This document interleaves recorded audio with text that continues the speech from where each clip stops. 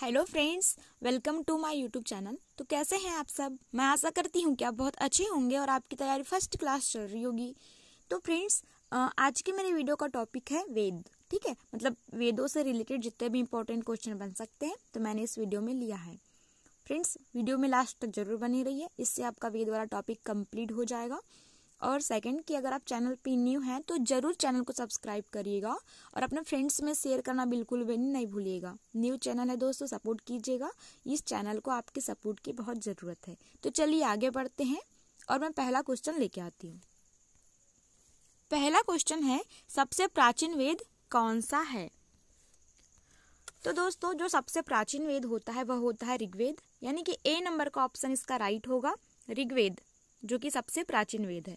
ठीक है, सभी को मालूम होगा, इजी है, लेकिन ये 100 बार से ज्यादा बार क्वेश्चन पूछा जा चुका है अलग अलग एग्जाम में। ठीक, चलिए अगले प्रश्न की ओर।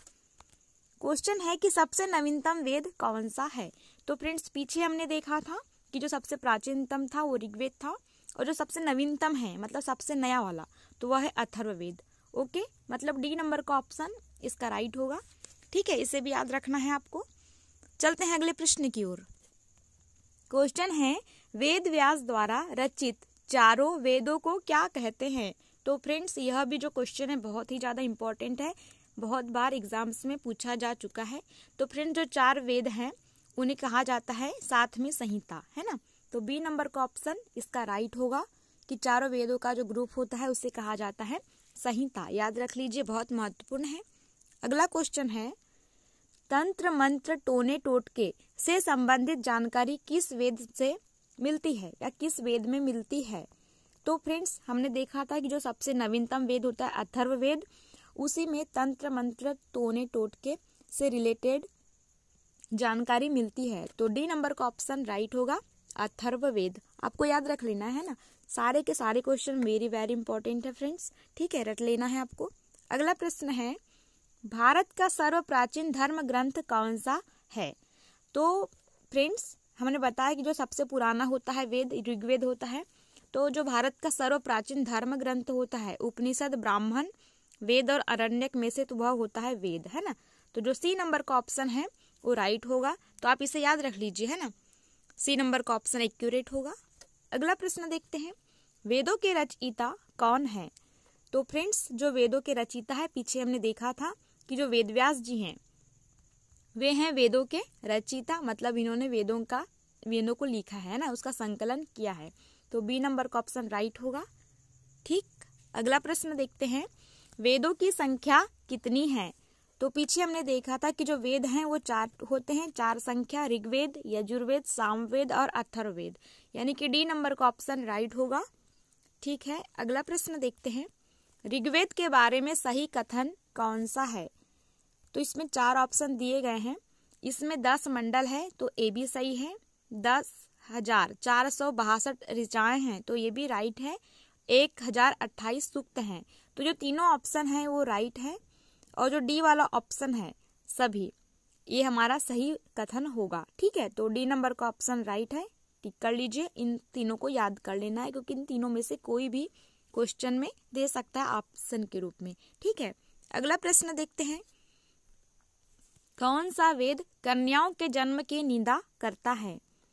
तो फ्रेंड्स, जो हमारा अथर्ववेद है ना, जिसमें टोने टोटके के बारे में जानकारी है, वही है जो कन्याओं के जन्म की निंदा करता है।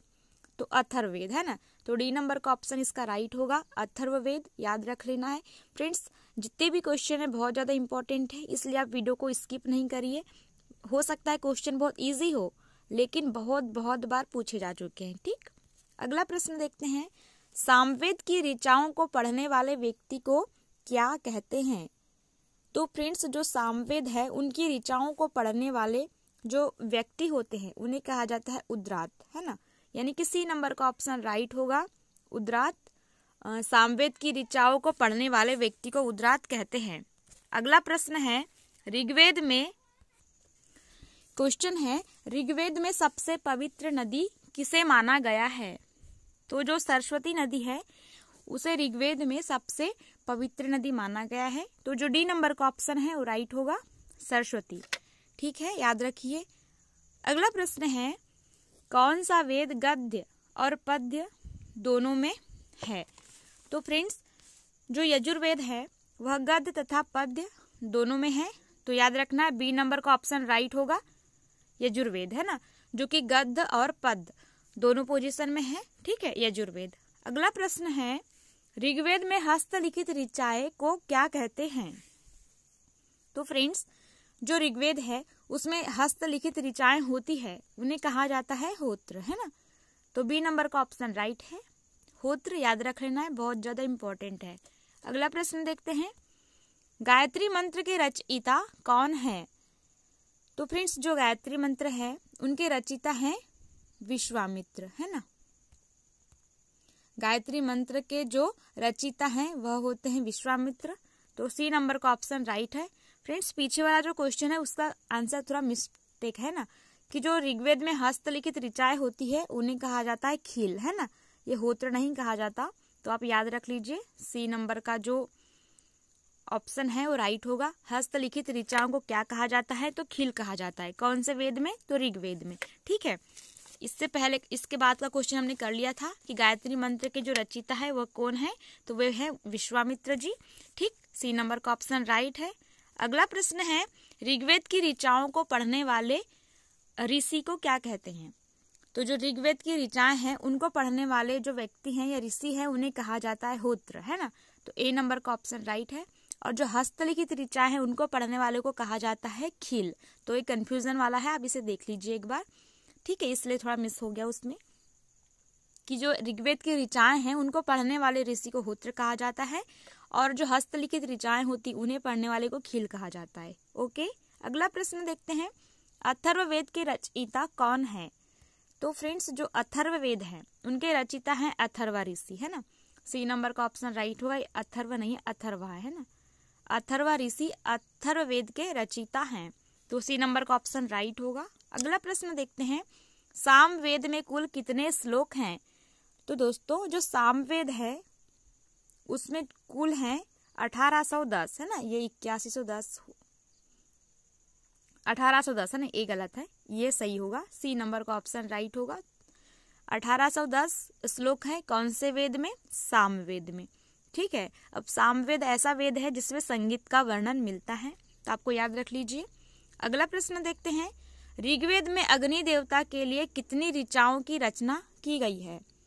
तो फ्रेंड्स जो ऋग्वेद है उनमें अग्नि देवता के लिए, है ना, मतलब हर एक देवता के लिए अलग अलग ऋचाएं हैं, तो उसमें अग्नि देवता के लिए जो ऋचाएं हैं वो 200 है फ्रेंड्स, तो ए नंबर का ऑप्शन है राइट, आपको याद रख लेना है। 200 ऋचाएं हैं, किसके लिए? अग्निदेव के लिए। कौन से वेद में? ऋग्वेद में। ओके, अगला प्रश्न देखते हैं, 4 वर्णों का उल्लेख ऋग्वेद के किस मंडल में है? तो फ्रेंड्स जो 4 वर्ण होते हैं ना हमारे, तो उनका है 10वें मंडल में वर्णन मिलता है 4 वर्णों का। कौन किस वेद के? तो ऋग्वेद के, याद रख लेना है। 4 वर्ण मतलब वही ब्राह्मण, क्षत्रिय, वैश्य और शूद्र, है ना। अगला प्रश्न देखते हैं, ऋग्वेद में हस्तलिखित ऋचाएं किस मंडल में है?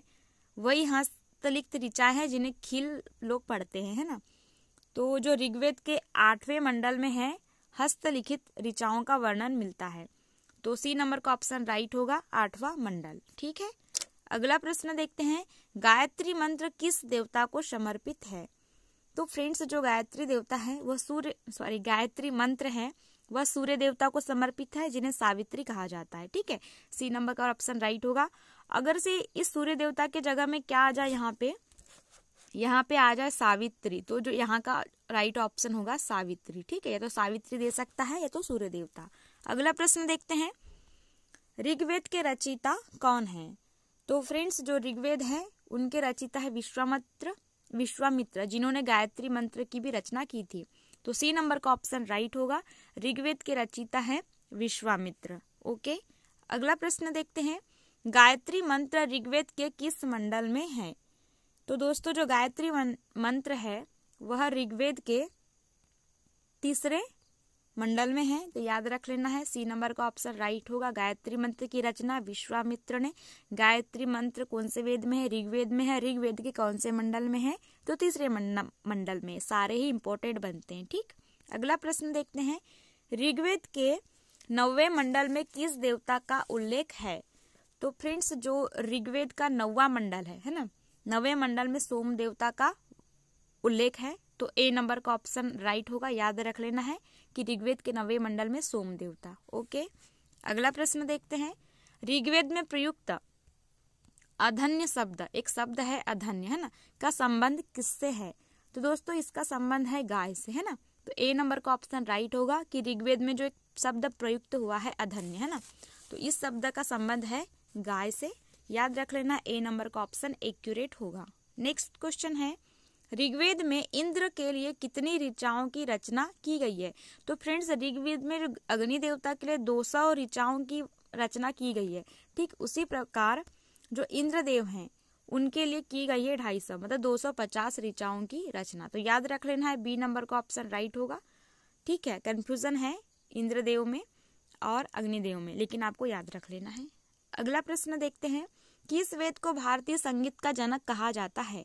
तो मैंने पीछे बताया था कि जो साम वेद है उसे भारतीय संगीत का जनक कहा जाता है। तो ए नंबर का ऑप्शन इसका राइट होगा दोस्तों, याद रख लेना है, बहुत ज्यादा इम्पोर्टेंट है। ठीक है, अगला प्रश्न है फ्रेंड्स, ये अंतिम क्वेश्चन होने वाला है। इससे पहले मैं बता दूं कि अगर चैनल पे न्यू हैं आप तो चैनल को जरूर सब्सक्राइब करिएगा और ज़्यादा से ज़्यादा अपने फ्रेंड्स में शेयर करिएगा। न्यू चैनल है फ्रेंड्स, सपोर्ट कीजिए, आपके सपोर्ट की बहुत नीड है ना। क्वेश्चन देख लेते हैं, यजुर्वेद की ऋचाओं को पढ़ने वाले व्यक्ति को क्या कहते हैं? तो फ्रेंड्स जो यजुर्वेद है उनकी ऋचाओं को जो पढ़ने वाले व्यक्ति होते हैं या ऋषि होते हैं उन्हें कहते हैं अध्वर्यो। ठीक है, तो डी नंबर का ऑप्शन राइट होगा फ्रेंड्स। अंतिम क्वेश्चन था, आज इतना ही। मिलते हैं अगले वीडियो में नए टॉपिक के साथ में और नए क्वेश्चन के साथ में। आज के लिए धन्यवाद।